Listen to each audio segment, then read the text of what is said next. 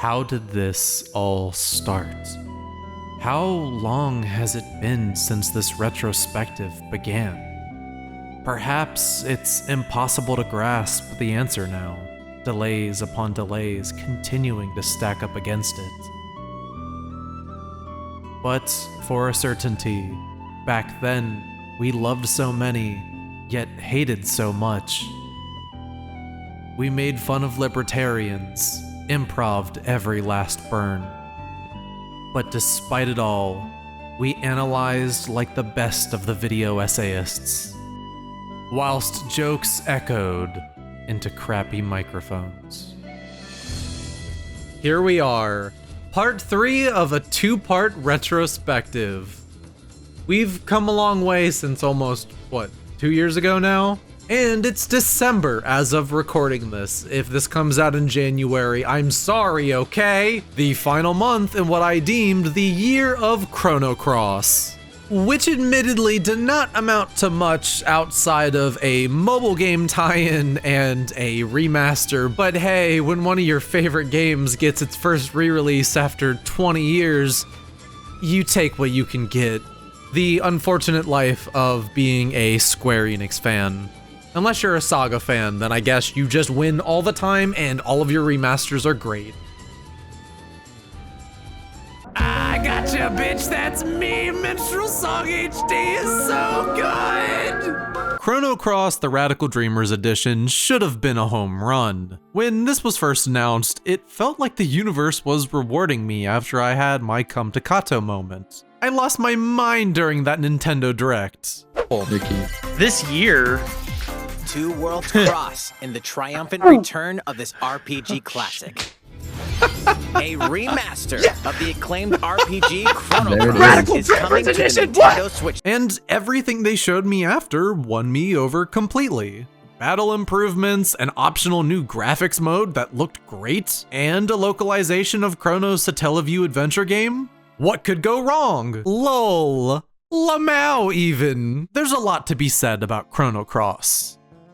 And that's because I've already said it. Yeah, guys, I'll be honest, that well has run dry after the last 2 videos in this series. If you haven't seen them, check them out if you want my takes on the gameplay and the story. This Chrono Cross section will be a footnote. I really just want to talk about what changes I liked and what bothered me in the remaster. The focus will be on Radical Dreamers, the ADV sequel to Chrono Trigger that was more or less dashed from canon and remade into the RPG that would become Chrono Cross. I feel like the diss has already been coursed to death in regards to the Cross remaster, so let's get the performance out of the way. This game runs bad, like worse than the PS1 version bad, which already ran kinda not great. I'll point you in the direction of Austin SV and Digital Foundry's videos on the remaster, which approach it from a more technical perspective and discuss why the frame rate is so rough. TLDR, they're essentially emulating this and then injecting higher quality assets right into the emulation, and then didn't or maybe just didn't have time to fully optimize it. There are some fan patches that say they fixed the frame rate, but I don't know, something's just kinda off about it to me. There's some that even promise 60 FPS, and I'll be honest, I just want a 30 FPS mod. I don't need anything more for this.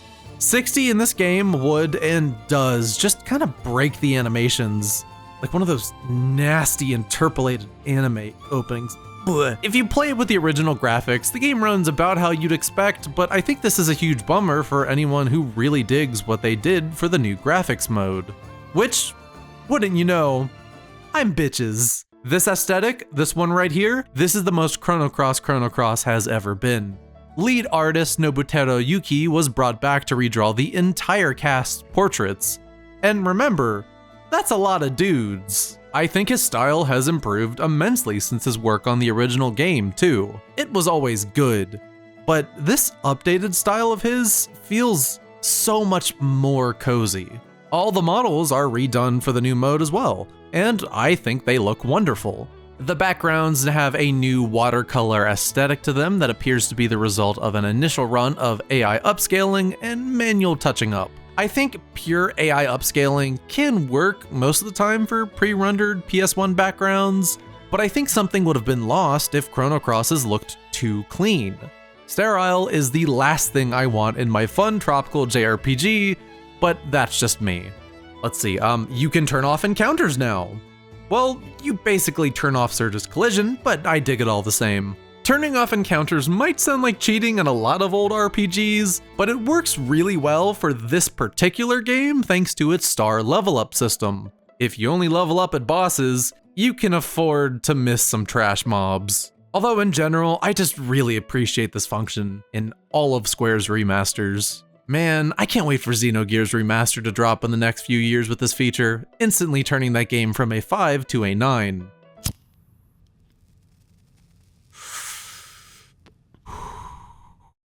Come on, it's my last episode here. Let me be a little mean to Gears fans. Have you seen Xenoblade 3? They've had it crazy good this year, it's just not fair.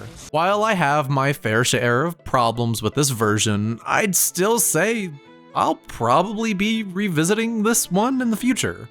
I just adore the new art direction, and I think if I give it enough time, there'll be some kind of fan patch that'll really fix all the frame rate issues. And that's the remaster. Visuals good, I love the new music that plays exclusively in the launcher. Plays great, but the performance is But you might be curious if I've come up with any new opinions on Chrono Cross since playing this version. Well, Guile sucks, Pierre is great, Be Mean to Kid, Glenn's worth it, Fortragonia sucks, and I don't know. Hey Lynx, any new takes on the poor, perhaps?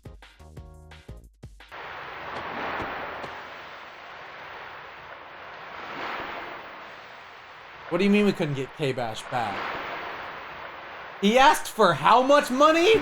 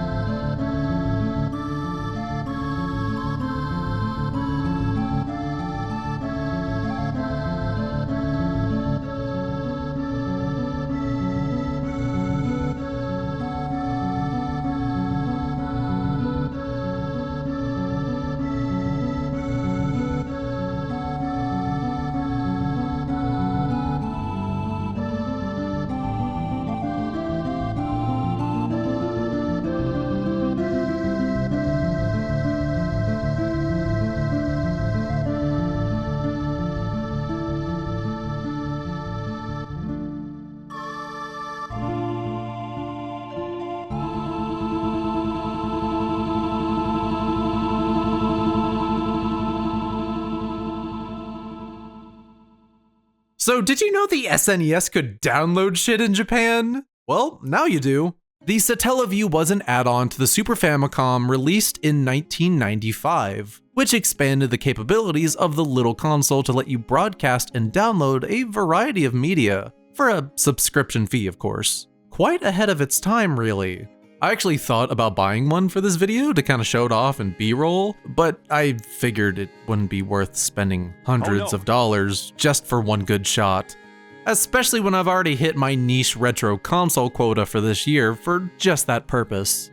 Check out my Sega Saturn. I'm cooking something up good with this next year. Be excited. According to Wikipedia, there were 114 games released for download on this thing. That's kinda neat. So let's take a quick gander at its catalog. A lot of well-known third-party developers pitched into, they got cock on the Satellaview? And balls too? You cowards should have released this in the West! It seemed like a lot of Nintendo's most popular games got some form of Satellaview love, typically with a BS moniker slapped in front. I'm sure you've heard of Bullshit Zelda, but did you know they also made a Bullshit Dragon Quest? This new way to distribute games seemed like the perfect time for developers to experiment, so Square Enix got our favorite hot boy Masato Kato to help write and create a new Chrono Trigger game. This would be a text-based adventure game, known as Radical Dreamers, which was later stated by Kato to be made with the intent of wrapping up plot threads that he thought were unfinished. How successful he was in doing that? Well, none of that matters. Why? Radical Dreamers is the coolest Chrono entry. Yes, I will die on that hill. Also, while I approached Cross in a kind of recap/spoiler style of review, I don't really want to do that here. I'll be talking about Radical Dreamers' story and themes from a distance, cause it's basically a new game from a Western perspective. Game's just neat as hell, so I want to talk about the parts of it that I really adore. Radical Dreamers was the prototype for Cross's story, featuring the small band of thieves known as the Radical Dreamers. Surge, Kid, and Gil. They plan on breaking into the mysterious Viper Manor on a dark night to steal the mystical Frozen Flame. Sound familiar? I think it's really cool to see the foundation of that iconic dungeon. And from the perspective of someone who played Cross first, see it fleshed out into its own game with an entirely different tone. Surge, given his status as the point of view character, even has a personality now. And dialogue. He's fantastic too. No drip whatsoever though, like seriously, what's with his sleepy cab ZZZ ass wizard fit? Ugly, dripless, dry, but personality-wise, I adore him. He's sassy, has a lazy streak, feels aimless in life, is into music, and is hopelessly crushing on his friend Kid. You know, basically everything I had canon in my videos outside of the whole music thing. I mean, for all we know, he could have a SoundCloud album, but still, we take those. What I do like about him in comparison to his RPG counterpart is that he's not special. He's just a simple guy, no weight of the world on his shoulders or any grand sense of destiny. I think this works wonders here. It's Surge who becomes a small part in Kid's story, not the other way around. But despite being a small part, depending on your choices in your playthrough, Kid can start to see Surge as an equal and their bond will deepen as the night plays out. I have to say, I like Kid a lot in this game too. She's more bitter than her RPG version as well, and while RD technically isn't canon, I just like to fill in the gaps of her character in Cross with what she had going on here. It leads to a better character in my opinion, so fuck it. That's right everybody, toss out canon, become ungovernable. Gil is there. I like him, I guess, maybe even a lot. Guile arguably should have just been him. And hey, with this re-release, he is now. Which won't really mean much if this is the last Chrono game, but who knows what they're cooking. I think Gil is a solid mentor character, very solemn, but he's at his best in RD's comedic side endings that unlock after your first playthrough. Which, hey, that's a thing. They're cool, but let's put a pin in that for now. As I said before, the entire game takes place in a single night, with Surge and friends making their way through the dark hallways of Viper Manor, slowly but surely solving its secrets. I realize the implication so far has been that this is the weird Chrono entry that ditched the RPG stuff, but that's not really the case. This is actually still an RPG, just a simplified one presented as a text adventure. There are still random encounters, pseudo-dungeon crawling, a health system for your main character, and even bonding points decided by your actions. That last one is one of the key things that will decide your ending on the first run, by the way. As you're exploring the manor, RD will throw an enemy at you with random but predictable outcomes and ideal strategies for each enemy type. If you take damage and perform poorly in battle, Kid will end up thinking less of you. At worst, you might even die and get a game over, so make sure to save often. You only have 3 slots, make them count. I have faith in you. Surge will report on his health in the narration before you go back to exploring the castle. But don't worry too much, because there are specific events that can pop up that can restore your health. If you do good in battle, on the other hand, Kid will think more highly of you, which is reflected in her remarks to Surge after each fight. It's a cool system, and when you understand what each line means, you can game it with little issue. Although granted, it's a lot to get used to on your first run, but just make the choices that seem like the ones you'd make in real life and have fun with it.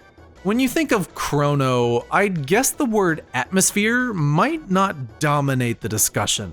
Not because the series lacks it by any means, but because people tend to focus on the RPG parts of the RPG. Radical Dreamers had a lot to scrounge around for in Trigger's DNA, and it chose just that. Atmosphere, and in my opinion, rightfully so. The way this game weaves together its art, oppressive soundtrack, and brilliant writing goes beyond a chef's kiss. That chef is giving you tongue, my dude, and it tastes great. This game made me want to take a shower in all the best ways. I didn't think a group of the Chrono devs could essentially make a horror game, but they nailed it. Viper Manor has this unnerving energy to it, with each door possibly leading you to a new horror. By nature of how the building's designed, it also lets us see into the mind of Lynx, and better builds up his character with environmental storytelling. Seriously, I cannot get over how much I adore this game. Every aspect of its art direction is interwoven to make the SNES sing. I've never seen Mode 7 used this way, and after this, I don't know if I want to see it used any other way. And don't even get me started on how this game uses sound to its advantage. I don't know how they got the sound chip to produce these kind of results, but like, listen to this.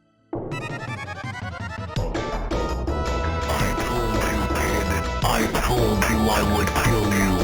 In the very self-same way I will kill the taxation system in this country. I mean, think about it. A voluntary system would not be oppressive. Who wouldn't chip into the road voluntarily?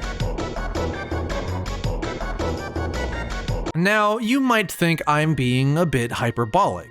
Me? Surely not, but I'm already a huge ADV/VN head, so seeing one this old hit these kinds of highs just makes me giddy. Radical Dreamers shines best in crafting a world filled with boundless potential, even though we only got to see a sliver of it. All three Chrono games share the same world, but Radical Dreamers feels mature, compelling, and complex in a way that the other two just don't. Seeing so much talent and artistry being used to focus on delivering a story-driven experience makes it hard to not love Radical Dreamers despite its faults. Which, yeah, there are some, mostly with the writing. But before you jump the gun, remember, this is me we're talking about. The guy who spent an hour defending Chrono Cross's story because he liked the vibes. It makes no damn sense. Compels me though. So, of course, I'd come away from that game's older brother having a fantastic time. Having said that, I think where this game kind of fumbles is its conclusion. Without getting too into spoilers, I think the themes don't really come together in a cohesive way at the close of the narrative. You could argue that this entire trilogy, especially the first one, is focused more on entertainment over theming, but for the story-driven adventure game of the bunch, I was hoping for a tad more. Also, because this was the blueprint for what later became Cross's story, fans going backwards will have some of the bigger twists revealed already. The initial ending is sudden. When you first beat it, one would think that the game is pushing you in the direction of pursuing the other endings, each framed as different tales in Surge's journey to get the full picture. But their tones lean far more humorous, and it gets downright hilarious at times. But hey, if you take them for what they are, they're great.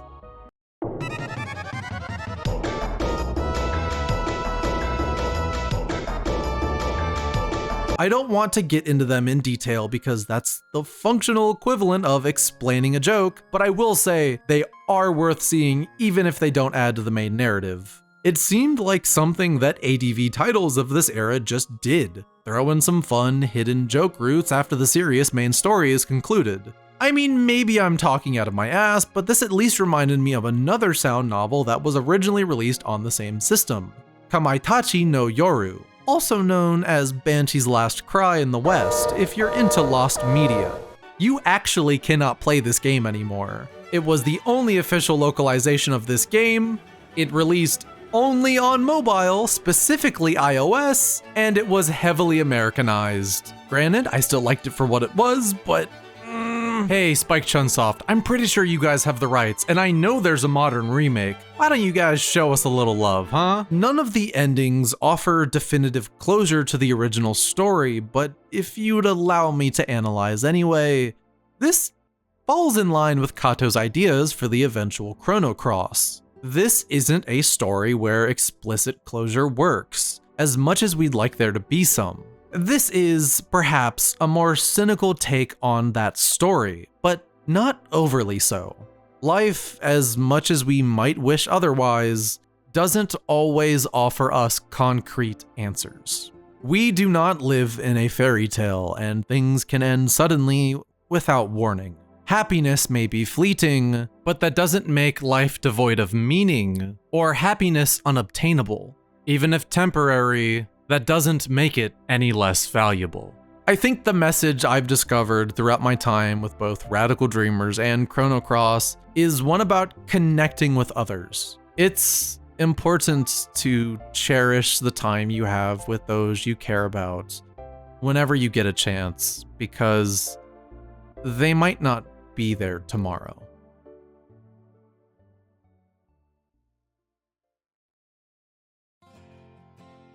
I had no idea where this retrospective would go when I began the project. It took a lot out of me. I've had Chrono Cross on my mind for almost 2 years straight now. Because of that, I'll probably spend the rest of my life thinking back fondly on this time. That's something a mediocre remaster can't change. I've already said I feel like a different person since I've started this series, but I feel like I've continued to grow and improve myself even since that last video.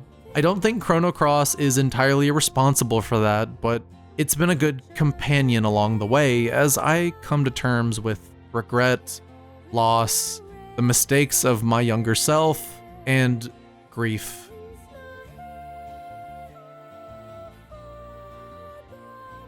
I appreciate that these two games exist, that they tap into such raw human emotions, and that by disregarding mass appeal, they're able to speak to people with very specific problems. I couldn't appreciate that then, but I definitely do now. These games are works of art. Really not much else to say about them. So, for the last time, thank you all for joining me on this little experiment. I appreciate that you gave these the time of day, and I'll see you guys next time. Happy holidays, and thanks for watching.